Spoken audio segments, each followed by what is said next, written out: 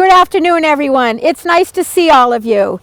My name was Emma Cummins Slack. From the moment I was born on December 4th, 1838, until the day I married William Henry Harrison Dickinson on November 5th of 1871.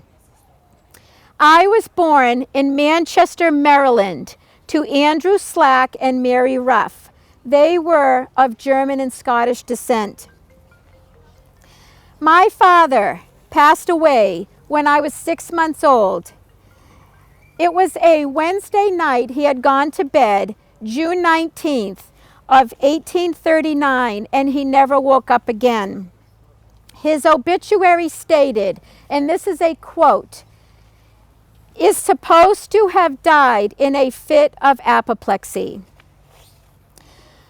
He made a living as a stagecoach driver, but my mother did get remarried to a man named James Kelly.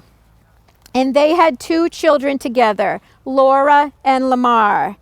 My mother passed away on March 27th of 1889, and she was 87 years old. 3 days before her passing, my stepfather died, and he was 78 years old. On April 26th of 1869, I left Baltimore, Maryland with my half-brother Lamar by rail all the way to Sioux City, Iowa, and then transferred to a boat that was bringing us out here to Fort Benton, Montana. It was a long, tedious journey up the river, and I was full of anxiety. My mother had given me permission to just visit the West for a week, and she told me that this trip was looking as though I was wanting to commit suicide. At first, I did not understand why she said that. She knew more than I did. Of course, mothers do. But as I was traveling and I realized how dangerous the trip was up the river, the waters were low, the boat had a tremendous difficulty of being able to sail because of the low waters, I realized that this was a very scary trip for me to take. But I'm glad that I did, because I stayed, and here I am right now. The captain of the boat told us that it would take 3 weeks to go from Sioux City, Iowa to Fort Benton, Montana, but it turned out to take 6 weeks. And that boat did not bring me to Fort Benton. I was forced to get onto a smaller boat, and that was the boat that did take me to Fort Benton, Montana. My brother, John Andrew Slack, lived in Corvallis, and he traveled to Fort Benton by mule-drawn wagon to pick Lamar and I up and bring us to the Bitterroot Valley. I arrived in Fort Benton on a Sunday, and then on the following Saturday, my brothers and I arrived in Missoula. We stayed here overnight, and the next morning we traveled down to the Bitterroot Valley in Corvallis. So my trip took from April until June to go from Baltimore, Maryland to Corvallis, Montana. So my brother Lamar, he did not stay in Corvallis. This was a visit for him. He wanted to travel out here with me to keep me safe, and he wanted to visit our brother Jack. So after I arrived to Corvallis, he did travel back home to Maryland. My brother John, he was nicknamed Jack. And if any of you here are from the Bitterroot Valley or live in Corvallis, you drive by his house probably every single day. So he was 16 years old, and he wanted very badly to come out west. He wanted to find gold. And he spent 11 years traveling around the West and finally settled in Corvallis. Before he had arrived in Corvallis, he met the Chaffin family. And he encouraged the Chaffin family to settle in Corvallis. And at one point, Corvallis was called Chaffinville. Well, he married Mary Polly Chaffin. And they built their home along the Willow Creek. And if any of you are very familiar with East Side Highway, you drive by their house all the time. It's that beautiful white house that sits on the Teller Wildlife Refuge. Well, I love that house. I love that house. It started off as a 12-foot by 20-foot log cabin. And since then, it has been renovated and additions have been put onto it. And the Slack family owned that home until 1985, when they sold it to the Teller family. My brother Jack, he passed away in 1883, and he was only 48 years old. So I found Missoula to be a small settlement of about 25 families, and at the time when I arrived here, it consisted of 2 streets, Front Street and Higgins Ave. Shortly after I arrived to the Bitterroot Valley, the neighbors of Jack's Ranch asked me to be the first teacher of the Bitterroot Valley. And you had to go to school in Corvallis if you lived in the Bitterroot Valley. So I was the first teacher of Corvallis. I was offered $90 a month, and I would have had 10 scholars. I accepted the job, so my brother Jack brought me up here to Missoula to get my teaching certificate from Judge Pomeroy. Now, Judge Pomeroy at the time was the superintendent of schools in Missoula. And he offered me the teaching position to be the first teacher of Missoula at $100 a month. I accepted that position. It was $10 more a month than Corvallis, and that's how I became the first teacher of Missoula. My money came from the parents of my scholars. I had 16 scholars at that time, and here they are. And I bet many of you recognize some of these last names. There's Higgins, McQuirks, Millers, Buckhouse. I recognize the Pelkeys. Those were my first students. And our building was the Larrabee building on the corner of East Front Street and Higgins. And it was at one time the office space for the courthouse. Then we were told we had to move across the street. As you people would know, that large clock that's on the left-hand side if you're traveling north onto Higgins, that was a log cabin spot where our second school was. And then at one point when they built the Montgomery Ward and Company building there, we had to move to West Main Street. So many of my students, 10 of them, came from Missoula. John Buckhouse lived in the outskirts of Missoula, and then I had a couple of scholars from Stevensville, a couple of scholars from Missoula.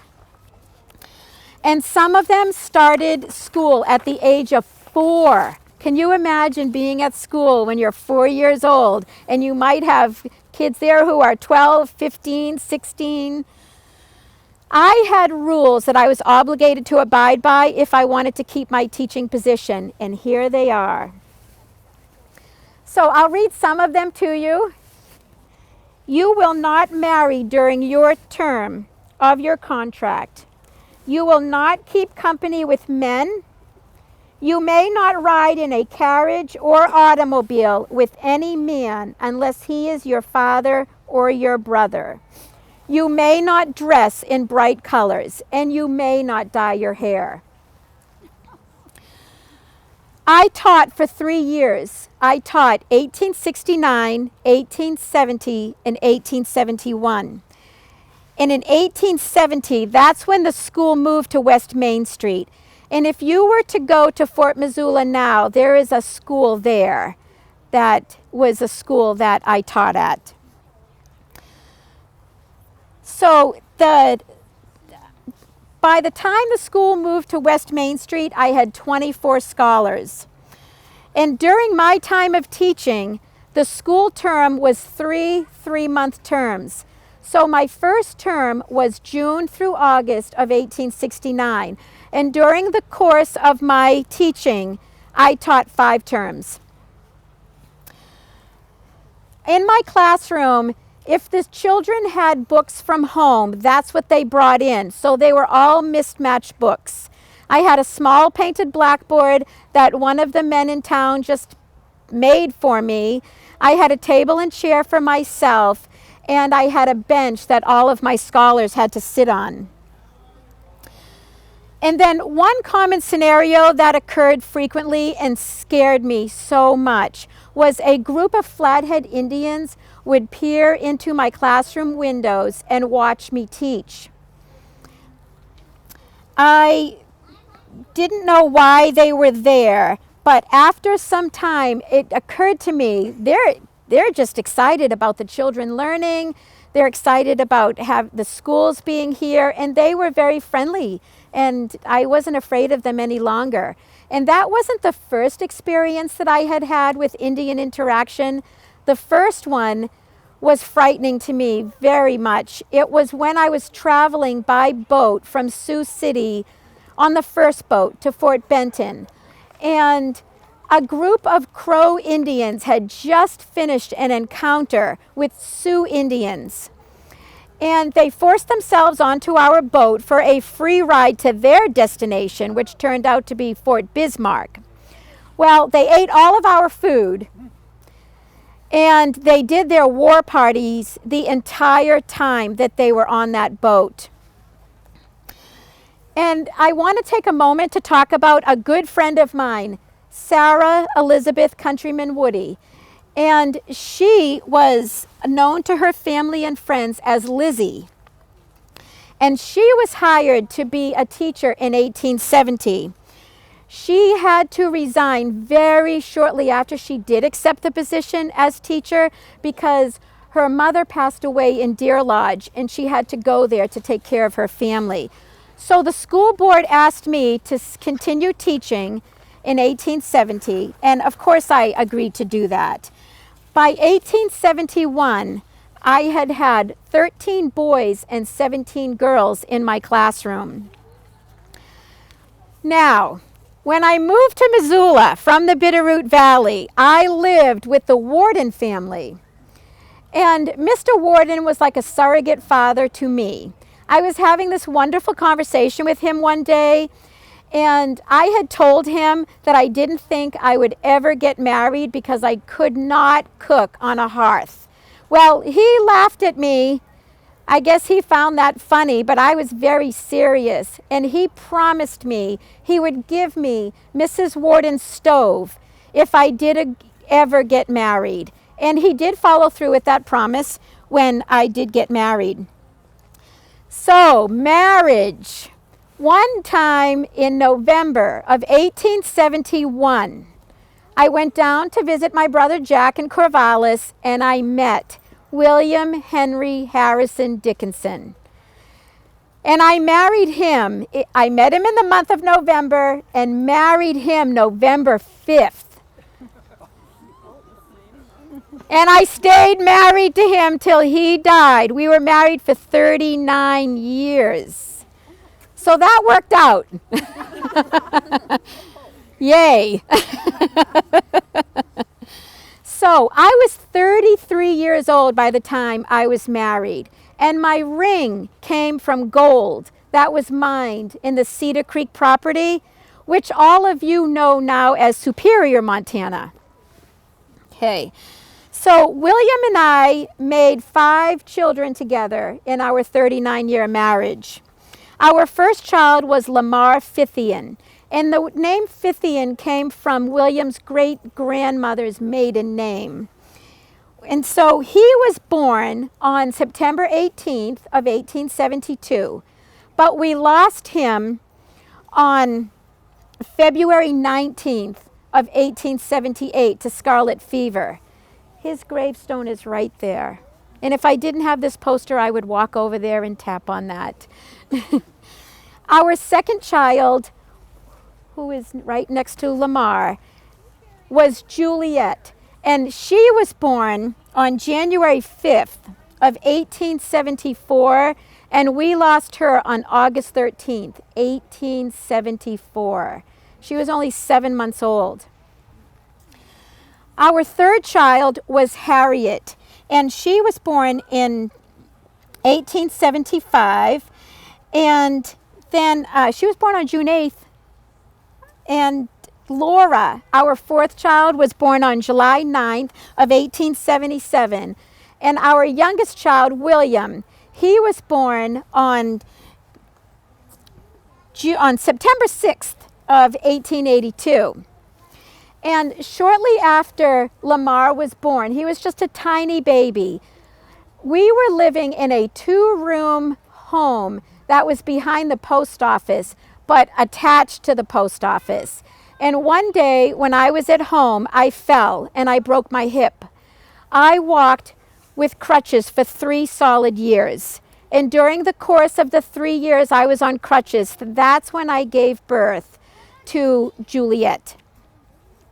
And then at one time I decided that I was going to travel with Lamar, Juliet, and an unborn baby back to Baltimore, Maryland, in hopes of getting my hip repaired. During the course of that 8-week trip, I gave birth to Harriet. Yeah. The trip was a waste of time. The 8 weeks, complete, total waste of time. The doctors could not repair my hip, so cartilage had grown around the break. And I walked with a cane and an obvious limp for the rest of my life. Other accomplishments that I made in my lifetime were nursing injured soldiers at the Battle of Gettysburg. I started the first Protestant church here in Missoula, known as the Methodist Presbyterian. I was very zealous about women's suffrage, which was finally successful in Montana in 1914. Of all the hard work that Jeanette Rankin did. 1914 it took till. I loved dressing in style and color. And at one point, I found Eric's mail order catalog out of Chicago, and I was so excited. I could finally stop sewing my own clothes, and I could order them and order color. Color. I loved it. I had a reputation in Missoula of being honest and simplistic. My family was my main priority. Education was very important to me as well. I had been a teacher in Baltimore, Maryland, and that's why when I saw Judge Pomeroy and told him what I wanted and what I wanted to do, he handed me my teaching certificate. He didn't ask me one question, not one. On September 4th of 1910, I became a widow. My husband, William Henry Harrison Dickinson, passed away at the age of 70, though, of heart failure. So I lived throughout my elderly years with my son, William, at his home at 201 South 4th Street West. Right around Christmas time of 1926, I came down with pneumonia. And on January 1st of 1927, I died. I was 88 years old. And on January 4th, I was laid to rest right here with my husband. So I want to tell you about the rest of my children. Harriet, she lived until 1959, died in Great Falls. Laura, who's behind us, she lived until 1945, and William passed away in 1962. And because no one is here to talk about my wonderful husband, William Henry Harrison Dickinson, I'd like to just take a minute to tell you about Mr. Dickinson. He was born on October 23rd of 1840, 2 years younger than I was. He was born in Salem, Ohio, and he was named after the 9th President of the United States. At the time, General Harrison was a very well-respected man, and he was running for president when William was born. So it was William's father who gave him the name. And William was the youngest of 7 children, and his family came to this country from England, and they settled in New Jersey. But by 1823, they had taken their family and moved over to Ohio. Started off in Marietta, Ohio, and William's father was a bricklayer there. And then they moved to Salem, Ohio, where he ran a mercantile. And William's father was Jeremiah Fithian Dickinson, had been born in 1795, died in 1878, and his mom was Harriet Cora Sapp Dickinson. She was born in 1800, and she had died in 1854. My husband despised slavery and persecution, so much so that he saved his money and paid his own way from Ohio to Kansas to sign up to be one of the first soldiers of the Civil War. He was in the Army for 3 years. And when he was discharged from the Army, he went back home to Ohio until 1865, when he accepted a job with the government that took him to Leavenworth, Kansas. And what he did for the government was he was a freight shipper, but his shipping came over to Montana. And so he shipped freight here 3 times. And on the 3rd time, he finally decided, this is where I want to live. So he went back home to Kansas, where he was working, packed up all of his belongings, and made his way over here. Well, he got stranded at Fort Peck because there was a group of Indians that were not allowing anybody to leave Fort Peck. So he was there for about 4 months. He was stranded there. And he was trying to come over to the Bitterroot Valley, which what his goal was. Well, one morning at 3 a.m., he decided he wanted to go hunting. So he got out of Fort Peck, and he was attacked by 4 Indians. He killed one of them, and then the other 3 just rode away on horseback. But one of them managed to shoot William in the cheek. William managed to kill one of them, then he left and went hunting. When he was heading back to Fort Peck, that Indian was still lying on the ground dead. So William took his scalp, his weapon, and his pony. And that Indian scalp stayed on our fireplace mantle for many, many years.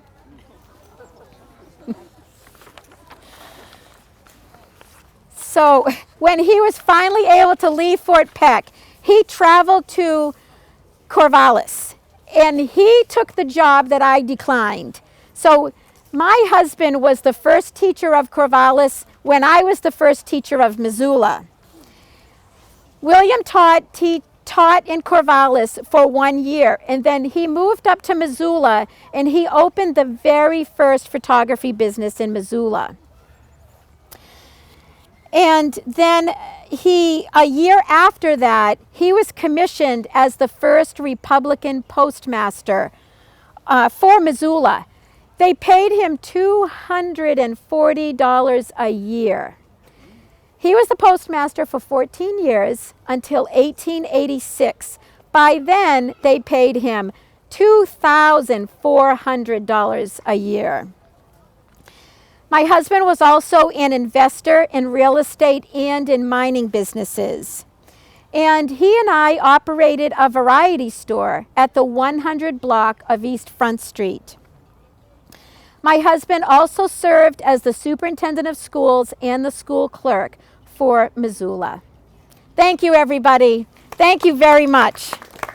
Happy fall.